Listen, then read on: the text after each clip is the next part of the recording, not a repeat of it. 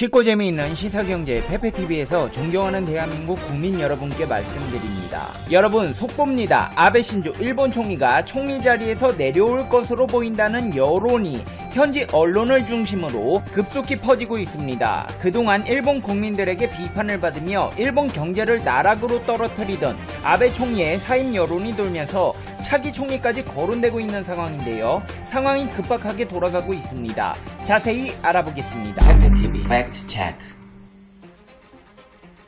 아베 총리가 사임을 한다는 보도가 현지 언론을 중심으로 급속히 퍼지고 있습니다. 8월 17일 여름휴가를 이용하여 검진을 받고 19일에 복귀한 아베 신조 총리가 지난주에 이어 8월 24일에 두 번째 추가 검사를 게이오 병원에서 받았습니다. 도쿄의 게이오 병원에 방문해 약 4시간가량을 체류한 아베 총리는 검사 결과에 대해서는 함구했지만 의사는 아베 총리가 다시 병원에 내원해야 한다는 말을 남겼습니다. 건강 상태가 좋지 않다는 것입니다. 건강 이상설이 사실로 드러나면서 정치권에서는 폭풍이 몰아치고 있습니다.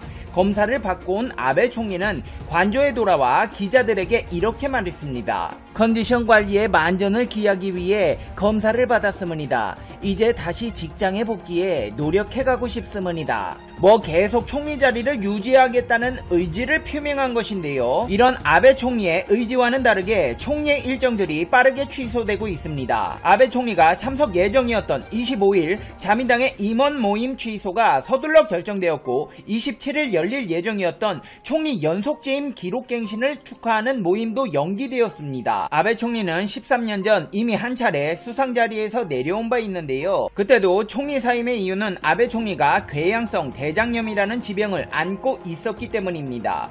이번에도 이 병이 심각해지고 있다는 분석이 나오고 있습니다. 주간 문춘은 검진에 대해 병원 관계자의 담화로 아베 총리가 궤양성 대장염이 스테로이드로는 억제할 수 없을 정도로 심한 염증이 있을 때만 하는 치료를 했다고 했고 치료 후 휴식이 필요하다고 소개하고 있습니다. 내각 관방 관계자 또한 이 치료법이 1회에 끝나지 않을 것으로 알고 있다. 앞으로도 상당히 힘든 치료를 여러 번 받게 될 것이라고 전했습니다. AFP 통신에 따르면 정부 대변인인 스가 요시히데 관방장관은 지난주 기자회견에서 아베 총리를 매일 만나고 있지만 변화가 없다며 건강 이상설에 선을 그었습니다. 하지만 일본의 주간지들에서는 그가 죽처럼 부드러운 음식만 섭취하고 있다. 그의 토사물 속에서 검은 덩어리가 나왔다고 했습니다. 아베 신조 총리는 일본 총리 연속 재임 일수가 2799일을 기록하면서 1964년부터 1972년까지 집권했던 사토 에이사쿠 전 총리를 제치고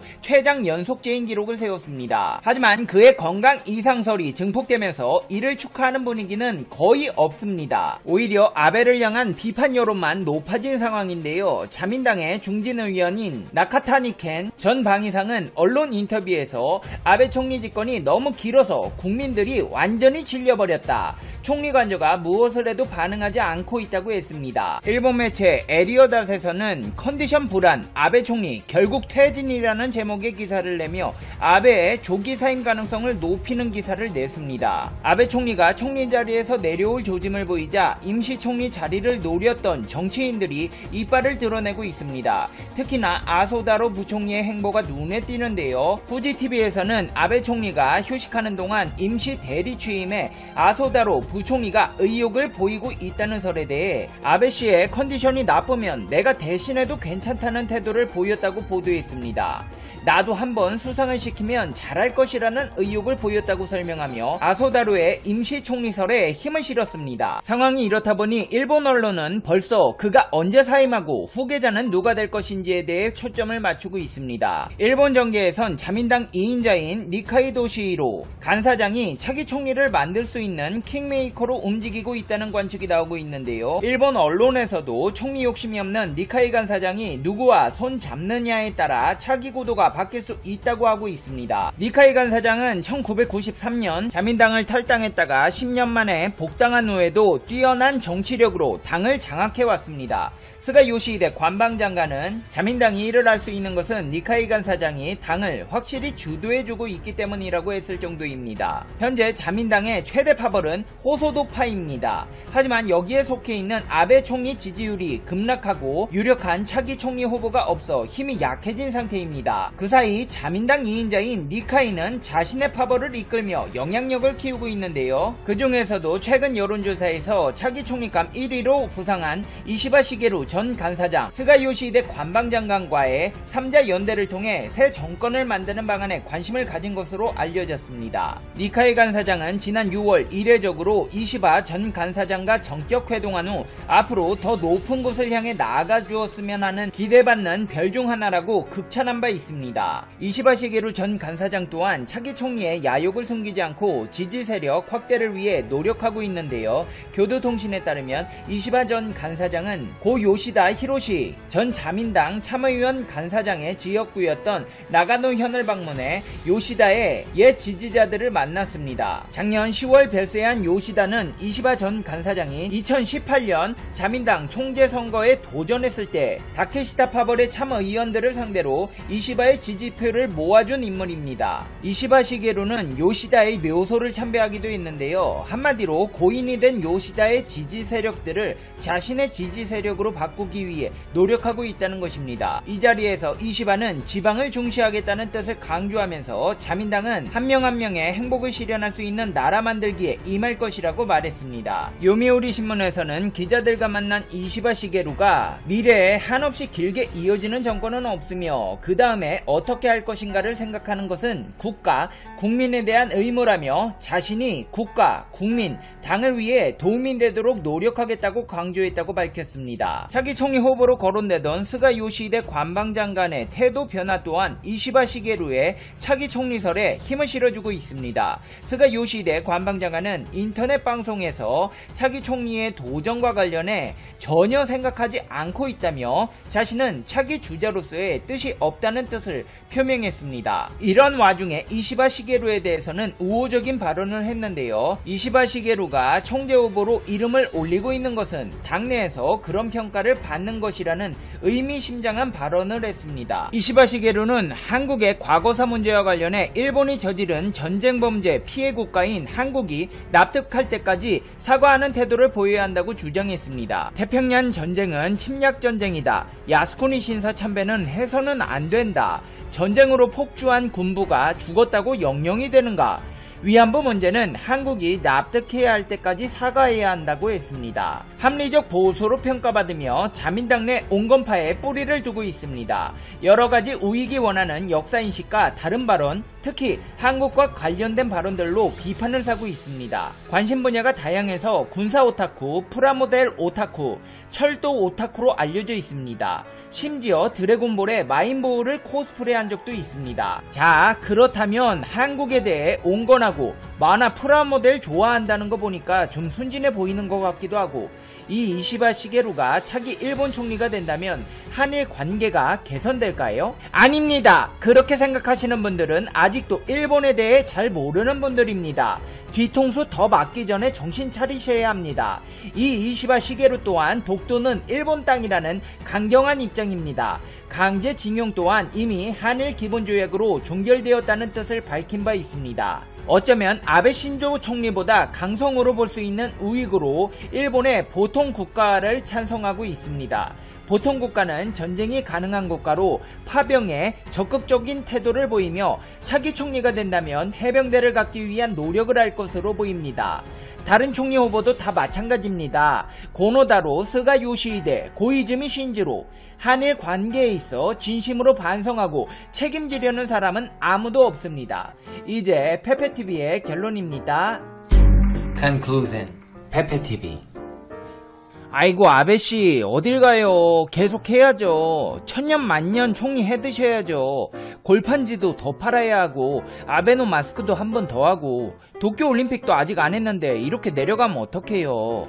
아니 다음 총리가 아베 신조 씨처럼 그렇게 일본 통으로 말아먹을 수 있는 사람이 오기 쉽지 않을 텐데 진짜 서운합니다. 미운 정도 정이라고 참 아베씨 영상 만들면서 정도 들었는데 진심으로 아쉽네요. 퇴임해도 근황 같은 거 알려드리는 영상 만들어 드릴게요. 건강 빨리 회복하시고 복귀할 수 있으면 빨리 복귀하세요. 페페TV 시청자 여러분은 어떻게 생각하세요? 페페TV는 여러분의 생각이 궁금합니다. 댓글로 여러분의 생각을 남겨주세요. 그러면 여러분 오늘 하루도 행복한 하루 되세요. 당신은 소중하니까요. 다음 영상에서 봬요. 안녕. 마치 폭주 기관차 같았다. 지난해 한국은 민관 가릴 것 없이 베트남으로 향했다. 총 투자액은 83억 달러에 달했다. 베트남에 투자한 모든 나라 중 1위다. 베트남 기업에 조 단위 투자가 이루어졌다는 얘기조차 더 이상 큰 뉴스가 안 될 정도였다. 신남방 정책의 핵심 지역에 가겠다면 어느 누구도 제동을 걸지 않았다. 정부발 신호는 분명 베트남으로 가라였다. 기업을 지원한다는 명분으로 지방자치단체와 공공기관도 앞다퉈 베트남에 사무소를 열었다. 베트남이라는 단어만 들어가면 예산도 쉽게 나왔다. 눈치 빠른 여행사들은 전시산업 전문업체로 변신해 수출 상담회니 진출 상담회니 하는 것을 열어 눈먼 돈을 따갔다. 신종 코로나 바이러스 감염증 이후엔 신호가 180도 바뀌었다. 성윤모 산업통상자원부 장관은 최근 해외로 가려다가 국내 투자로 생각을 바꾼 기업을 유턴 기업으로 지원해주는 시스템을 마련하겠다고 했다.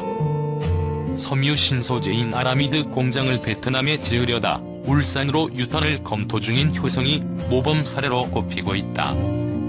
베트남 코트라 무역관엔 베트남 진출 기업의 유턴을 위한 태스크포스 팀까지 꾸려졌다. 이쯤에서 의문이 나올 법하다. 해외 투자 전략이 이렇게 하루아침에 바뀌어도 되는 건가? 가뜩이나 정부 정책에 민감한 기업들은 아니나 다를까 베트남 투자를 올스톱시켰다. 이미 기업들은 코로나19가 불러온 글로벌 경제 불황의 장기화에 대비해 현금 확보에 사력을 다하고 있던 터다. 키움투자증권이 베트남 증권사 인수 계획을 중단했고 태광실업은 공장 가동률이 40%가량 줄어들자 베트남 내 자산 매각에 나섰다. 올해 3월까지 한국의 베트남 총투자액은 7억 달러로 전년 대비 46.1% 줄었다. 투자 순위도 싱가포르, 일본, 중국에 이어 4위로 내려앉았다. 글로벌 공급망 다변화 차원에서 리쇼어링은 피할 수 없는 대세다. 중요한 건 시점이다. 베트남이 콧대를 낮추고 절실하게 해외 투자를 원하고 있는 와중에 정부는 기업의 한국으로 돌아오라는 유턴 신호를 보내고 있다. 코로나19 이전까지만 해도 베트남엔 법인세 감면 등 외국 기업에 대한 특혜를 줄여야 한다는 목소리가 비둥했다. 하이퐁에 진출해 있는 LG전자는 그동안 면제받았던 임직원의 개인소득세 혜택이 앞으로 중단될 것이란 얘기를 들어야 했다. 베트남 정부는 첨단, 친환경 산업만 가려 받겠다고 발표하기도 했다. 하지만 코로나19 이후 베트남도 찬밥, 더운 밥 가릴 처지가 아니게 됐다. 산업적인 관점에서 정부의 대베트남 정책은 온탕과 냉탕을 오락가락하는 샤워실의 바보를 연상시킨다. 작년까지 베트남은 우리 기업이 사회공헌 활동을 하거나 정부가 원조 자금을 지원하려고 할 때조차 줄을 세웠다. 베트남 진출 과열이 비전 천국이다. 이와 관련해 일본이 코로나19 이후 베트남 기업들의 주식을 싼 값에 사들이고 있는 건 의미심장하다. 일본은 출자 및 주식 매입을 통한 베트남 투자에서 올해 1위에 올랐다. 리쇼어링을 강조하고 있지만 동시에 해외 투자를 위한 적기 또한 놓치지 않고 있다는 얘기다. 정부가 진정으로 리쇼어링을 원한다면 노동시장 개혁 등 장기적이고 과감한 정책 대안을 내놔야 한다. 생색내기식으로 해봐야 기업들의 혼란만 줄 뿐이다. 한편 박항서 베트남 축구 대표팀 감독이 역대 대표팀 사령탑 중 가장 많은 보수를 수령한다는 현지 언론 보도가 나왔다. 베트남 매체 단비에선 17일 그동안 베트남 축구 대표팀을 거친 감독 중 최고 연봉자 5명을 소개했다. 1위는 단연 박항서 감독이다. 이 매체에 따르면 박 감독의 월급은 5만 달러다. 연봉으로 환산하면 7억 2천만 원이 넘는다. 2위인 포르투갈 출신 엘리케 칼리스토 감독보다 정확히 2배가 많다. 칼리스토 감독은 베트남 대표팀 감독 시절 월봉 2만 5천 달러를 받았다고 소개됐다. 박 감독이 상대적으로 거액을 받는 것은 어찌 보면 당연한 일이다.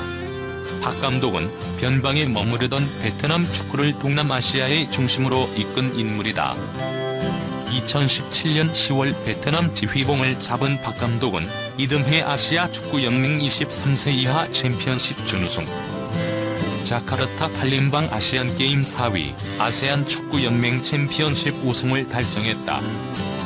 지난해에는 아시안컵 8강과 60년 만에 동남아시안게임 금메달로 역사를 썼다. 이 매체는 박 감독의 업적을 소개하면서 이 정도의 보수는 충분한 가치가 있다고 평가했다. 그런데 일본 언론에서 가짜 뉴스가 나왔다. 사커 다이제스트는 8일 코로나 사태로 인한 동남아시아의 상황을 분석했다. 이 매체는 동남아시아 축구계 코로나19 대응에 대해 보호하면서 박항서 감독에 대해 언급했다. 베트남 축구 대표팀 감독의 이름으로 특권을 받았다는 말이다. 박 감독은 한국에서 머물며 휴가를 보낸 뒤 지난달 23일 베트남에 도착했다. 당시만 해도 베트남이 한국발 입국자에 대한 강도 높은 조치가 이루어지기 전이다. 베트남 당국은 이달 1일에 한국인에 대한 무비자 입국을 금지했다. 또한 한국, 중국, 이탈리아, 이란에서 출발하거나 경유한 자의 격리와 유증상자와 밀접하게 접촉한 자의 지정시설 격리를 시작했다. 하지만 이 매체는 베트남이 한국발 입국자에 대해 14일간 의료 격리를 실시하고 있지만 박 감독은 격리 조치를 면했다면서 이와 같은 조치가 논란을 일으키고 있다고 설명했다. 특히 보도의 문제는 박항서 감독이 특권을 받고 베트남에 입국했다는 뉘앙스로 기사를 마무리했다. 박항서 감독을 돕고 있는 DJ 매니지먼트 이동준 대표는 사실무근이라고 강조했다. 이 대표는 일본에서 나온 기사는 전혀 사실이 아니라고 강조했다.